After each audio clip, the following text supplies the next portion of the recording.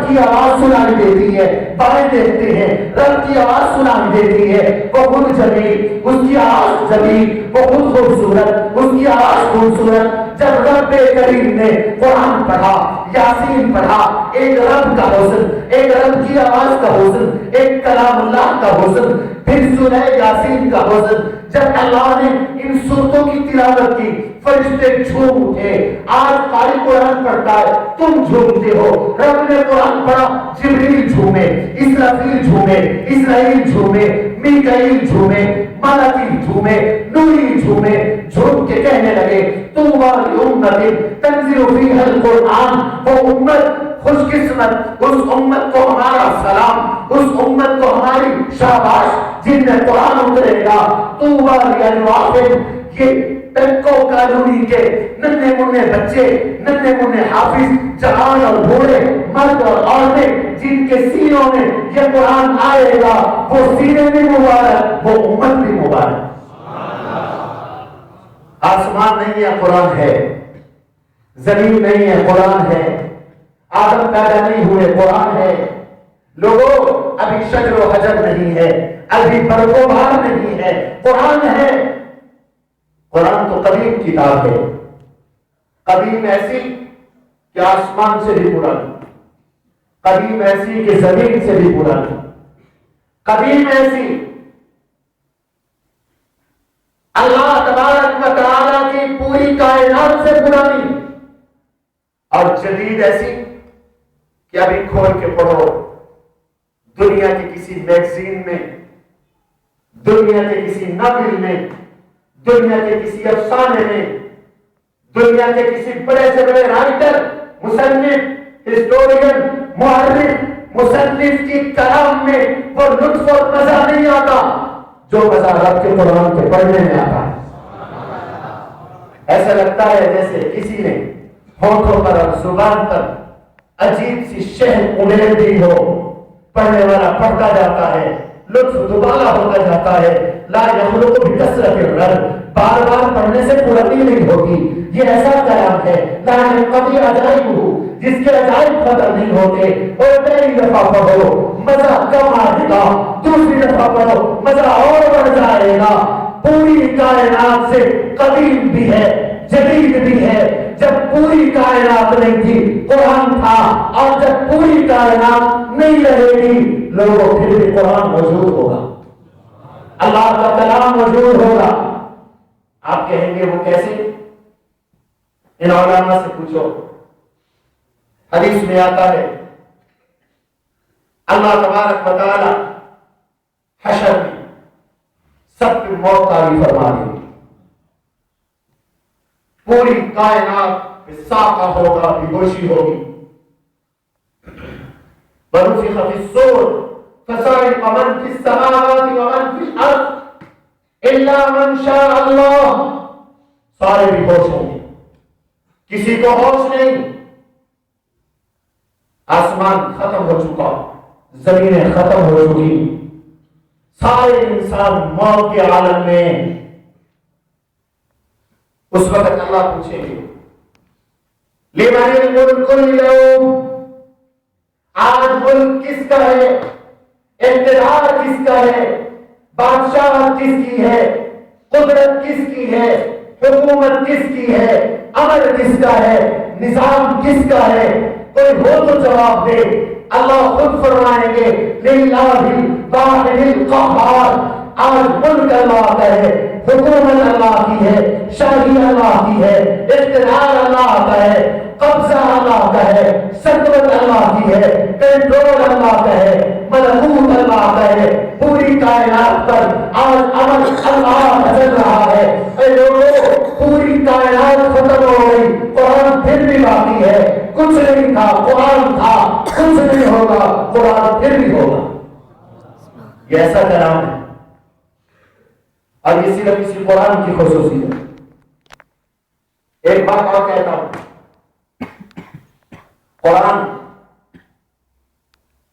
اللہ کا کلام بھی ہے، اللہ کی کتاب بھی ہے۔ اس کو پڑھا کرو، یہ پڑھنے کے لیے آیا ہے، یہ سمجھنے کے لیے آیا ہے، یہ تدبر کے لیے آیا ہے، یہ عمل کے لیے آیا ہے۔ تم جتنے بھی باتیں کرتے ہو، جتنے بھی کام کرتے ہو، وہ مخلوق اور تمہارے کام ہیں، اللہ کا کام نہیں ہے۔ خالق کا کام اور ہوتا ہے، مخلوق کا کام اور ہوتا ہے۔ خالق کا کام مخلوق نہیں کر سکتی، مخلوق کا کام خالق نہیں کیا کرتا۔ توجہ فرمائیں، بات سمجھنے کی ہے۔ خالق کا کام مخلوق نہیں کر سکتی اور مخلوق کا کام خالق نہیں کیا کرتا۔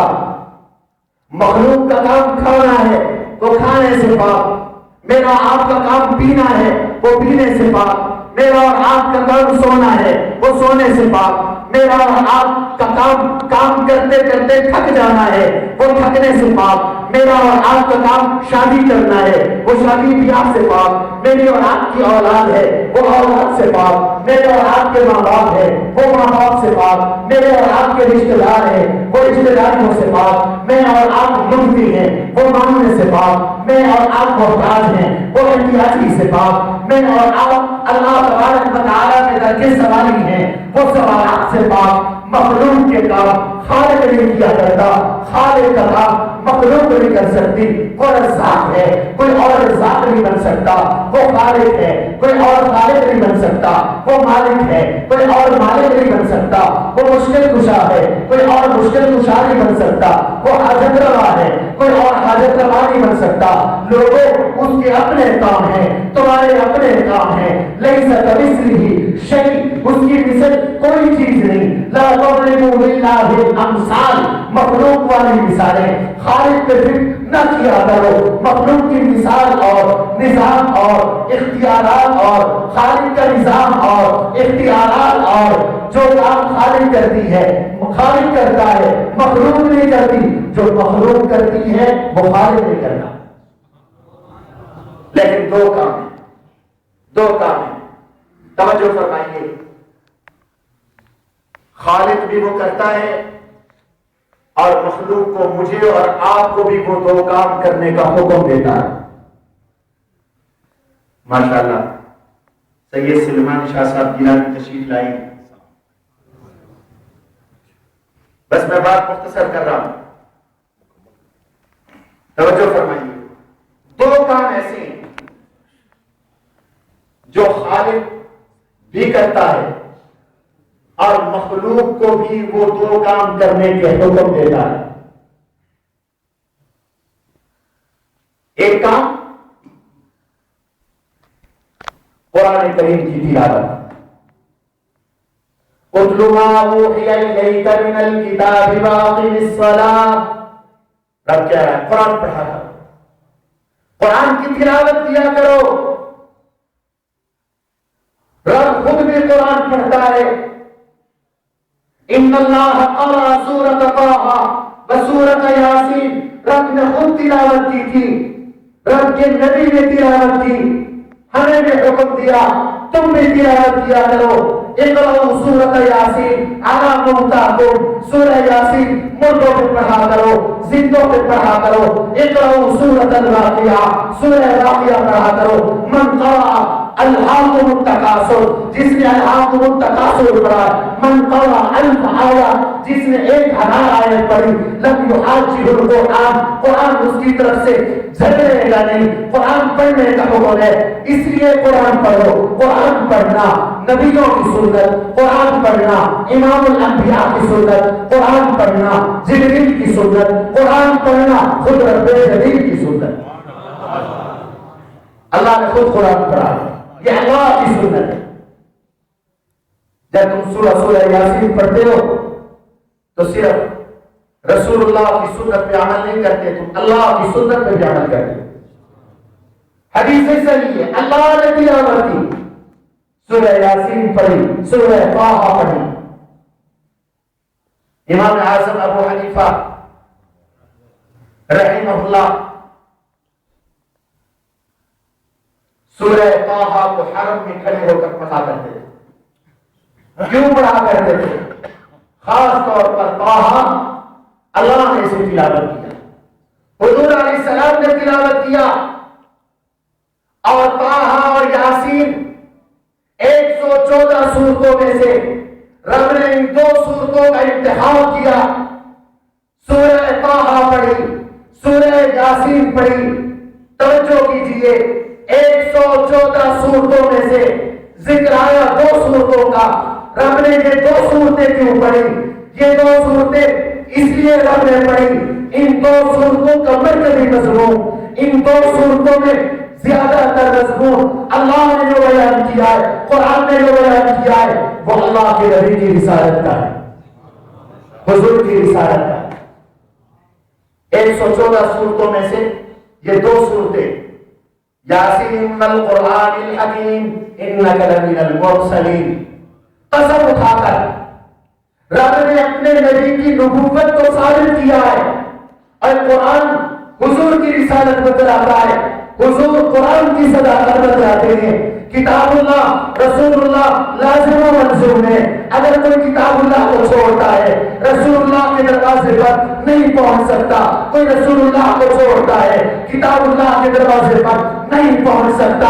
اور رب کی سنت ہے قرآن پڑھو، اور قرآن رب نے پڑھا ہے اور پڑھ کر بتلایا ہے. میں یاسین پڑھتا ہوں اس لیے کہ یاسین میں میرے نبی کا تذکرہ، یاسین میں میرے نبی کا چرچا، یاسین میں میرے نبی کا تعارف، یاسین میں میرے نبی کی نبوت کا اثبات، یاسین میں میرے نبی کی رسالت کا اثبات، یاسین میں صراط مستقیم کا بیان. انک لمن المرسلین علی صراط مستقیم. اگر صراط مستقیم چاہیے قرآن کے دروازے پہ آ، میرے نبی کے دروازے پہ آ. سورہ یاسین کی تلاوت کی اللہ نے. اب سنت لگ گئی اللہ کی بھی، اللہ کے نبی کی بھی، صحابہ کی بھی، تابعین کی بھی، تبع تابعین کی بھی، اولیاء کی بھی، مجتہدین کی بھی، محدثین کی بھی، مفسرین کی بھی، فقہاء کی بھی، کہ سورہ یاسین پڑھا کرو، قرآن پڑھا کرو، قرآن کی تلاوت کیا کرو. اور سورہ طٰہٰ کو دیکھو، طٰہٰ رب نے تلاوت کی، طٰہٰ میں نبی کا تذکرہ، طٰہٰ میں نبی کے لیے حکم، طٰہٰ کے اندر نبی کا تعارف. کیا مانا؟ طٰہٰ ما انزلنا علیک القرآن لتشقى. اور میرا حبیب، میرا نبی، تم قرآن پڑھتے ہو، اتنا پڑھتے ہو، اتنا بیان کرتے ہو، اتنا سناتے ہو، مشقت میں پڑ گئے ہو، تھک جاتے ہو. ذرا اپنی جان کا خیال کرو، ذرا اپنے جسم کا خیال کرو، اپنی راحت کا خیال کرو، اپنے آرام کا خیال کرو. طٰہٰ ما انزلنا علیک القرآن لتشقى. ہم نے قرآن اس لیے نہیں اتارا آپ کو مشقت میں ڈال دے، تکلیف میں ڈال دے. بے شک قرآن پڑھو، دن کو پڑھو، رات کو پڑھو، صبح کو پڑھو، شام کو پڑھو، خلوت میں پڑھو، جنت میں پڑھو، بازار میں پڑھو، مسجد میں پڑھو، دفتر میں پڑھو، مارکیٹ میں پڑھو، پارلیمنٹ میں پڑھو. ہر جگہ قرآن پڑھو. قرآن ہر جگہ کے لیے آیا ہے، ہر کسی کے لیے آیا ہے. قرآن کے اندر سب کے لیے احکام ہے، سب کے لیے اسوہ ہے، سب کے لیے طریقہ ہے. لیکن میرے حبیب ان لنفسک علیک حقا، اپنی جان پر ترس کھاؤ، قرآن پڑھو، لیکن اپنی راحت کا بھی لحاظ رکھو. حضور کا تذکرہ، قرآن میں بھی حضور کا تذکرہ، حضور کا تعارف ہے. اور یہ جو طٰہٰ کا کلمہ ہے، بعض علماء نے کہا یہ حروف مقطعات میں سے ہے، لیکن بعض نے کہا نہیں، یہ حروف مقطعات میں سے نہیں. حروف مقطعات کا معنی یہ علماء جانتے ہیں، یہ ٹوک میں حروف قرآن کے شروع میں ہیں، ان کا معنی اللہ جانتے ہیں، کسی کو معلوم نہیں، قیامت میں پتہ چلے گا. لیکن بعض علماء اور مفسرین نے فرمایا طٰہٰ یہ حروف مقطعات میں سے نہیں ہے. طٰہٰ تو اسم فعل ہے، اور طٰہٰ کا معنی ہے طَہِ القدم علی الارض. رب کا نبی جب قرآن پڑھتا تھا تہجد کے اندر تو ایک پاؤں پہ کھڑے ہو کر قرآن پڑھتے تھے، قرآن کی تلاوت کے مزے لیتے تھے. بیت اللہ میں کھڑے ہوتے ایک ٹانگ پر اور قرآن پڑھا کرتے تھے. یہی وجہ ہے امام اعظم ابو حنیفہ رحمہ اللہ نے ایک ٹانگ پر کھڑے ہو کر الحمد سے لے کر والناس تک پورے قرآن کی تلاوت ایک رکعت میں کی ہے. نبی کی اتباع میں، حضور کی سنت میں عمل کرتے ہوئے رب کا نبی ایک پاؤں پہ کھڑے ہو کر قرآن پڑھتے ہیں. رب کو ترس آ گیا، فرمایا طٰہٰ میرے نبی قدم زمین پہ ٹکا دیجیے، اپنا قدم زمین پہ ٹکا دیجیے.